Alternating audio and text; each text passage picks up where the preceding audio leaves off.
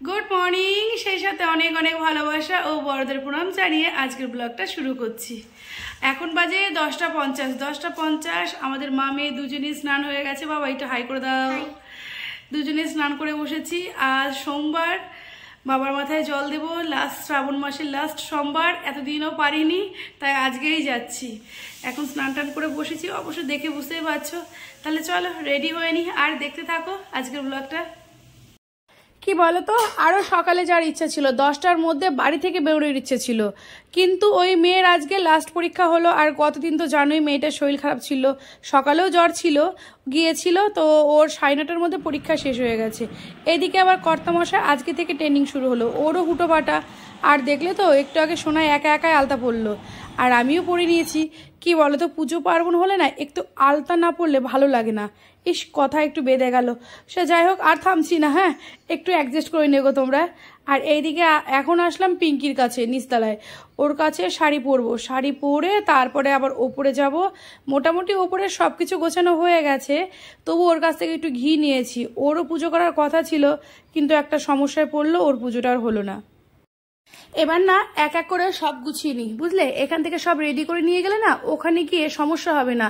মনে হয় তো ভিড় হবে, কারণ আজকে তো লাস্ট, আর লাস্টের দিকে আমার মতো এরকম অনেক পাবলিকই আছে, আমি শুধু একা না। কি বলে বন্ধু, গতবার যে নীল পুজো করেছিলাম না, সেই যে ব্লগটা দিয়েছিলাম কালীগঞ্জ বাজারে মাতা গঙ্গা দেবীর আশ্রম, সেখানেই যাব আজকেও। কিন্তু এখানে যাওয়ার ইচ্ছে ছিল না, কিন্তু কিছু করার নেই। ওই যে বললাম কর্তা বেরিয়ে গেছে। আসলে কি বলতো, এখানে মানে পুজোটা দিলে আমার খুব সুবিধা হয়, বাড়ির কাছে আর পাশেই আমাদের গঙ্গা। মেয়েটা বললো এসে আমিও পুজো করব, তো কি করব, বাচ্চা মানুষ, মন চেয়েছে, তাই বললাম তোকে তো ওষুধ খেতে হবে। ও বললো তাহলে ভাত খেয়ে পুজো করব। আমি বললাম তাহলে চল ওষুধ খেয়ে স্নান টান করে, মানে খাওয়ার পরে স্নান টান করে গঙ্গা জল ছিটিয়ে দেবো, চল। যখন ইচ্ছে হয়েছে তারপর ওকে নিয়ে চলে গেলাম। আর ওকে না নিয়ে বা কি করবো, তাহলে তো একা যেতাম গো। একা যাওয়া যায় বলে? একা যেতে ভালো লাগে না। এই আশ্রম কিন্তু অনেক পুরনো আশ্রম, এর অনেক ইতিহাস আছে। আমি অত শত জানি না বাবু, জানলে তোমাদের বলতাম, যেটা জানি না সেটা বানিয়ে আর বলবো না। আর এই যে আসলাম, এসে দেখছি মোটামুটি ফাঁকাই আছে। আমি ক্যামেরা করব বলে আর একটু দু একজন ছিল, তারপরে আমি পুজোটা শুরু করলাম, তাহলে আমার সুবিধা হবে। আর এখন প্রায় 12টা মতো বাজে, তাই একটু ফাঁকা ফাঁকা। একটু পরে সবার রান্না বাড়া সব হয়ে যাবে, তখন এখানে কিন্তু আজকে ভীষণ স্পিডে ভয়েস দিচ্ছি, অনেক ভুল ত্রুটি হবে, একটু অ্যাডজাস্ট করে নেব। হ্যাঁ করে দেখছি, শুনতেও পাচ্ছি, নিঃশ্বাসের শব্দটাও শোনা যাচ্ছে। কিন্তু কি বলতো, আজকে শরীর মন কোনোটাই চলছে না, উপোস তো, কিন্তু ব্লগটাতে রেডি করতে হবে।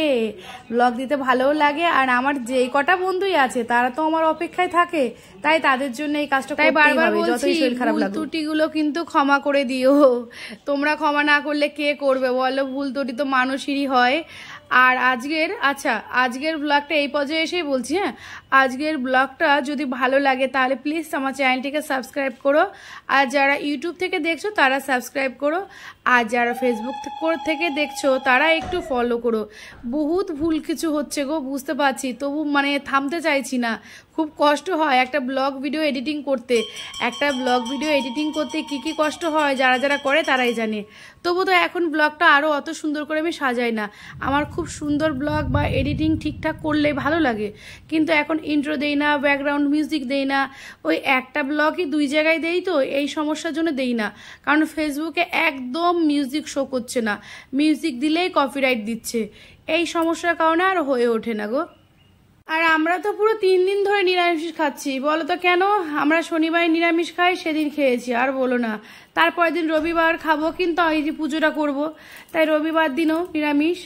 আজ তো নিরামিষ হবে, কালকে বাড়িতে আঁশ উঠবে, কিন্তু কোনো সমস্যা হয় না আমাদের, যেহেতু আমরা নিরামিষ পছন্দই করি। কিন্তু নিরামিষ খাই তাই কি হয়েছে, আবার চিকেনটা ভালো খায় মা মেয়ে দুজনে, কর্তা ভালো খায় না। আর এই দেখো, বলতে বলতে গল্প করতে করতে আমার পুজো হয়ে গেছে। আমাদের এখানে অনেকগুলো শিবলিঙ্গ, আমরা প্রতিটার মাথায় জল ঢালি, এখানে সবাই তাই করে। আর এখানে না প্রতি বছর বেশ বড় একটা অনুষ্ঠান হয়।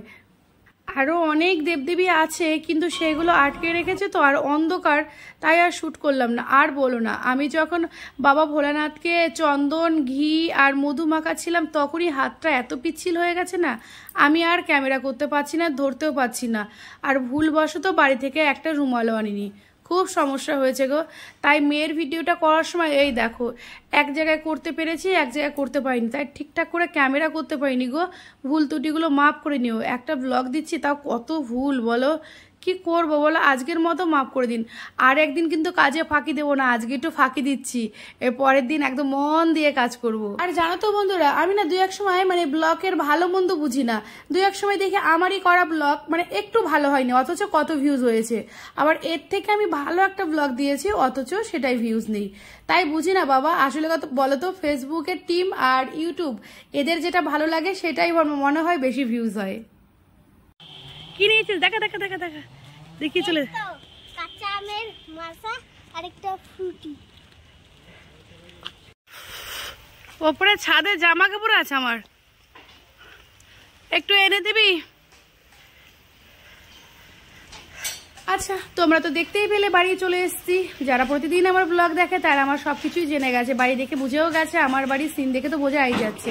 এবার পিঙ্কির কাছে যাব, ওকে প্রসাদ দেবো, ও অনেক কিছু দিয়েছিল সেইগুলো দিয়ে ওপরে গেলাম। ওপরে গিয়েই কিন্তু সাবু মাখাতে বসিনি, আগে মেয়েকে খাওয়ালাম, মেয়েকে ওষুধ দিলাম, তারপরে এবার আমি বসেছি, এক হাতে ক্যামেরা করছি আর আরেক হাতে সাবু মাখাচ্ছি। পিঙ্কিও সাবু দুধ সব নিয়ে গেছে। আর এবার আমি শুরু করব। আমি আবার বেশি মিষ্টি খাই না, বেশি দুধ বেশি মিষ্টি ভালো লাগে না।